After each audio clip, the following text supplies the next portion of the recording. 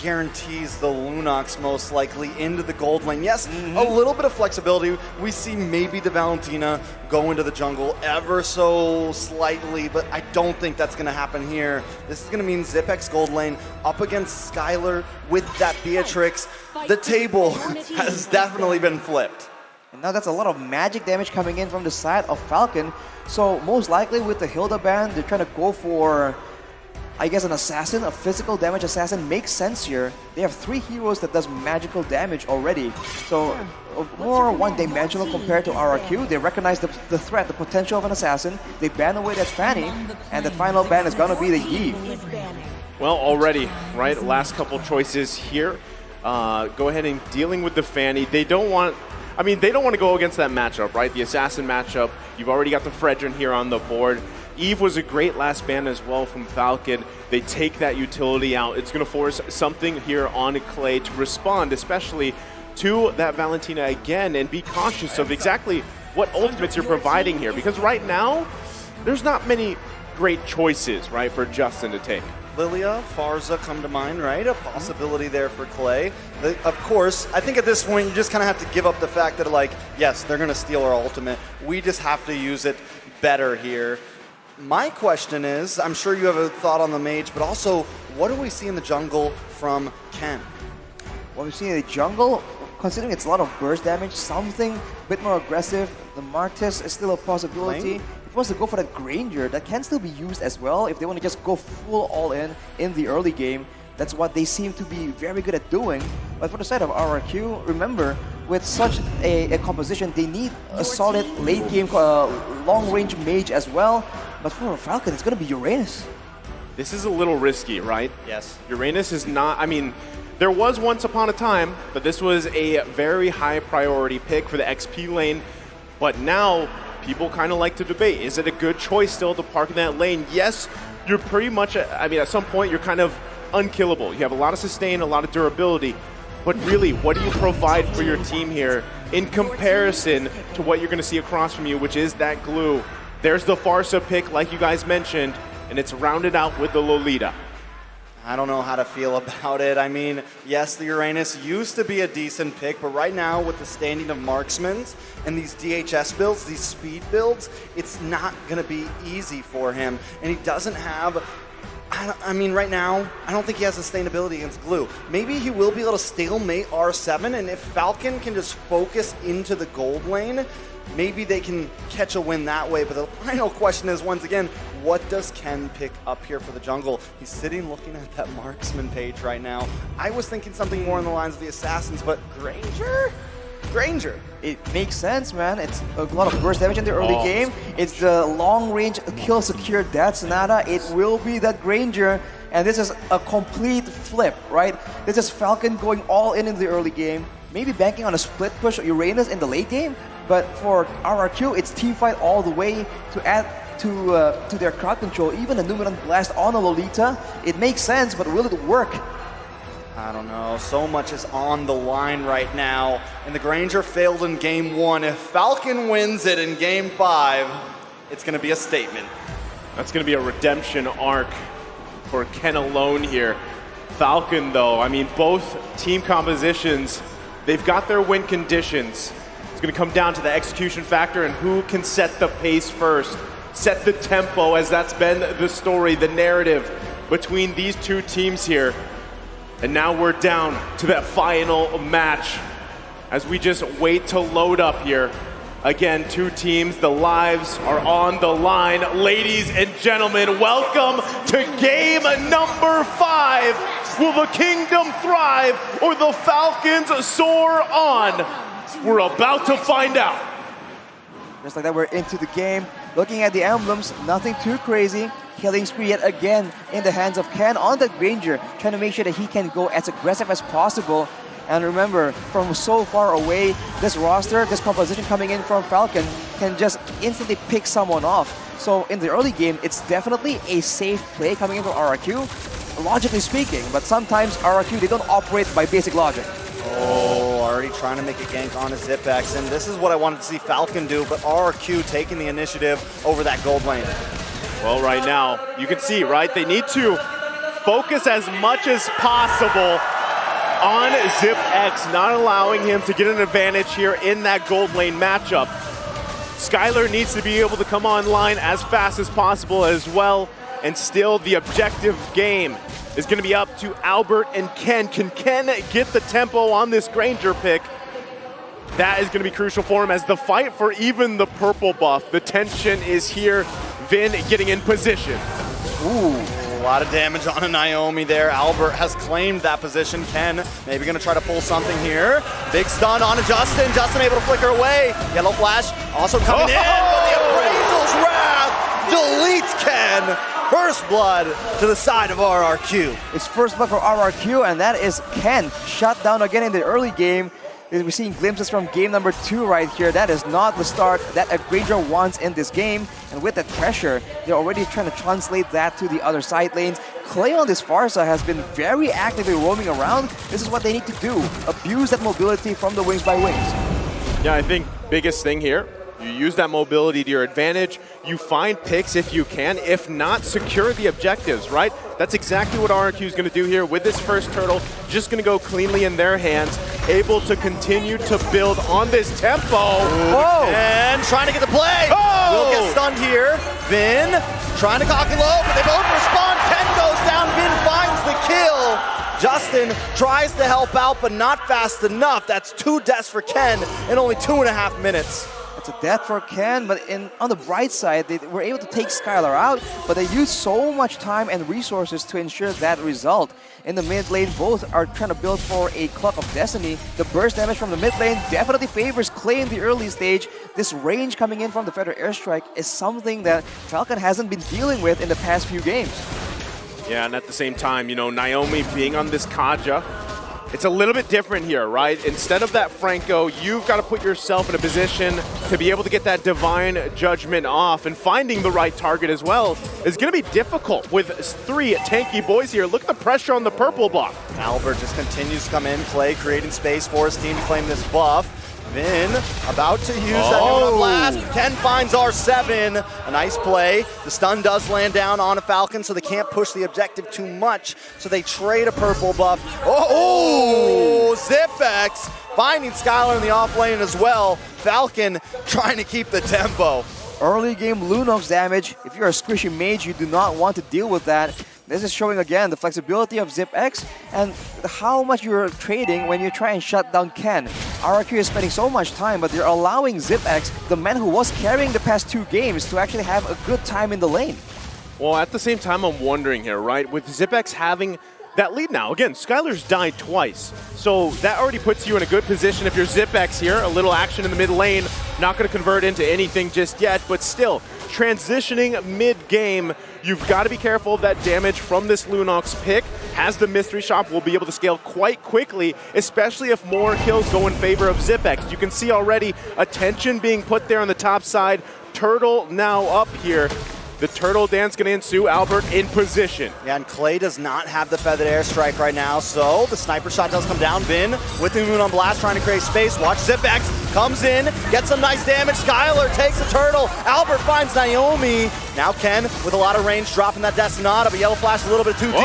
Will get deleted once again. Albert with a double kill. Justin tries to flicker, but Skylar finds him.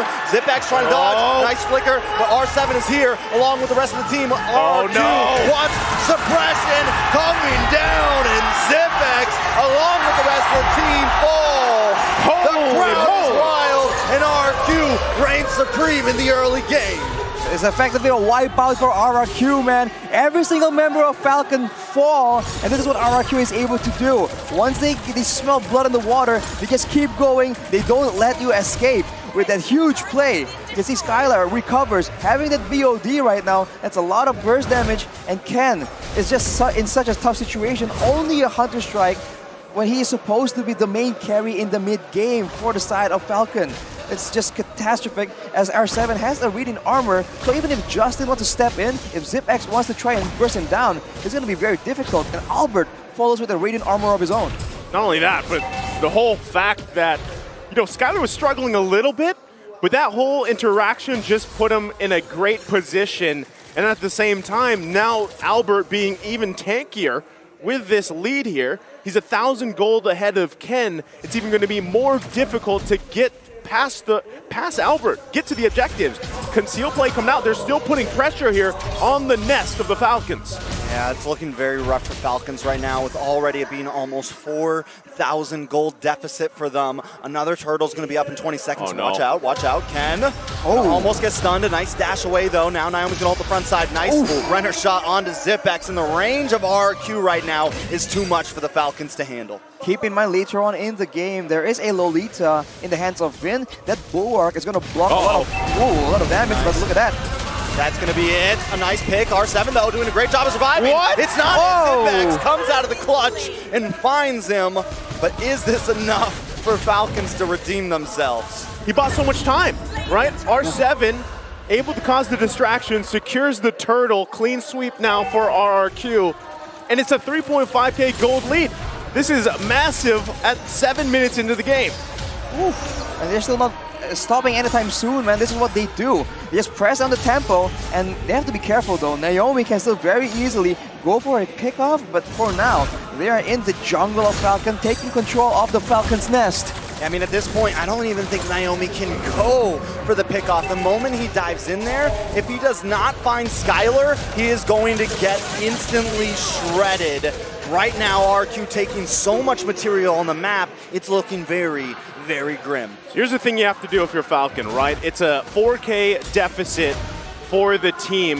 You're gonna have to wait. Most likely, it might even be better just to give up that first Lord. Let RRQ take it, do your best to defend. You need to allow yourself for Ken to catch up a little bit here, and as well as Zipex. That's your main damage dealers. This is the downside of having a major gold lane, right? Oh, charge up though. They get the flicker out from, actually no, Justin just dashed out of that. So they get the Nuno and Blast out, but still, by the time the Lord comes up here, they're gonna have it available. Conceal though. Oh, Naomi uses it to get away though. They're definitely testing the limits. Like Falcon, they're seeing, they're trying to bait, but RQ is not biting. They're just like making sure that they go for the right engage. And honestly, if you're RRQ, you don't have to do anything too crazy. You have all the range to work with. The snipe coming in, you can usually use the feather airstrike to just chip away at the HP bars of Falcon. As long as you get the right target. I mean, Ken, Justin, and Zipex are all vulnerable to just getting bursted down. And if Yellow Flash or Naomi wants to try and do anything about it, there's DPS as well. This is why the balanced composition of RRQ is just so much more dangerous in the mid game unless Falcon got ahead. Well, right now they're going to focus here. Bottom side, putting pressure where they can. Looks like they are just going to go ahead and give up this first Lord as RRQ is just going to go ahead and freely work on it. So Falcon just trying to find any type of win they can across the map, and right now there has to be space. That's their first turret of the game here. Now they're going to have to defend against that Lord push. It is only the first one, should be fine, but still, Falcon trying to buy time here. And even if Naomi grabs any member of RRQ, they're going to get claps down on.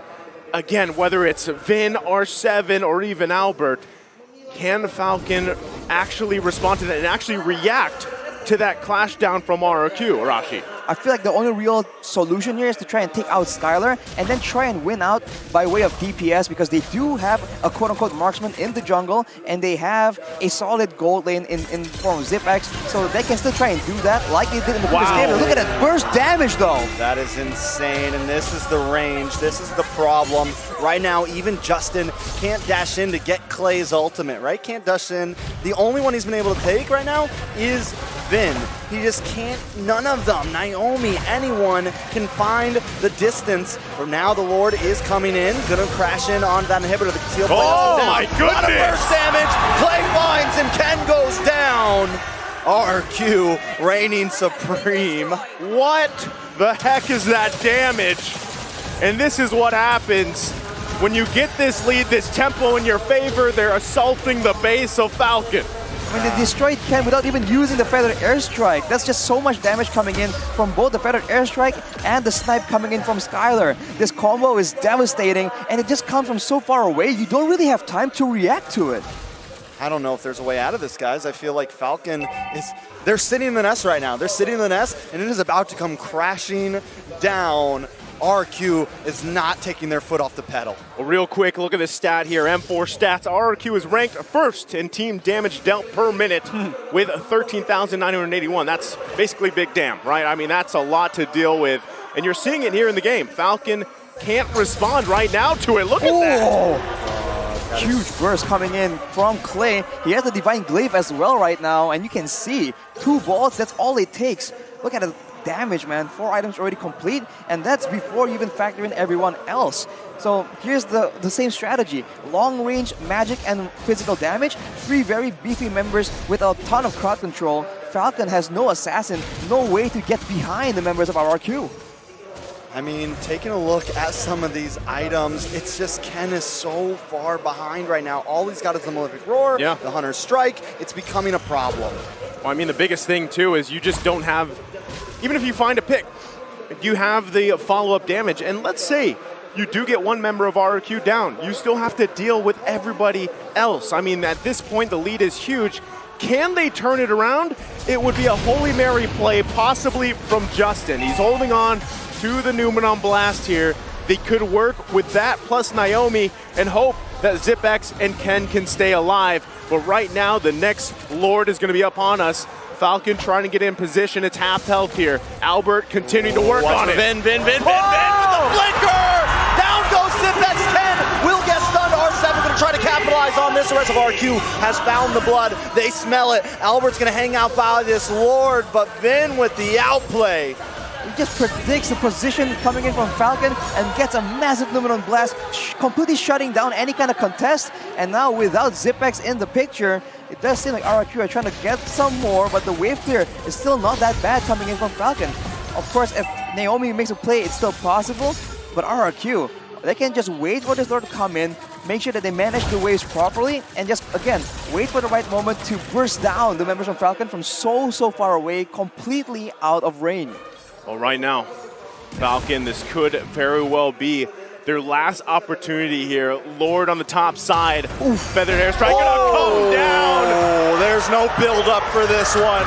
No time to set the map because Vin is trying to strike. Lord has closed the distance. Justin tries to respond with Numenon Blast of his own, but now RQ is here. They're trying to shred down the Lord, but not enough damage. Ken, Lord finally connecting. RQ biding their time. They know they got plenty of damage to do this. Justin working his way around the side. Yellow Flash trying to keep them at bay. Minions are gone, so RQ must back off, but another wave is coming. Beautiful render shot. ZipX goes down. Cray dropping the bombs from the air, and RQ wants this game. That is it. RQ has clipped the wings of the Falcons. Tonight they fall. The kingdom is proud, and RQ reigns supreme. Reverse sweep denied. RRQ with a dominant fashion for game 5. What a massive play, massive game, and a great series to start the day. They showed us 2 same exact drafts, and in the third game that can potentially go to Falcon, they completely switch it up, and they win in such dominant fashion. Who would have expected, man, the final game to be almost a stomp coming in from RRQ? GG's well played. I gotta give it up to Falcon though. What an amazing performance. I love ZipX. I love this, going over, giving them all dabs, showing the respect. You could definitely tell Justin was a little bit upset there. He knows they lost the game, but still they made it this far. But tonight in Indonesia, RQ made the fans proud. I mean, you can see it, right? The respect amongst the players here. This is really in the tournament where it gets much harder as you're rooting for multiple teams here, and eventually team after team has to get knocked out in the knockout stages. But Falcon should hold their head high.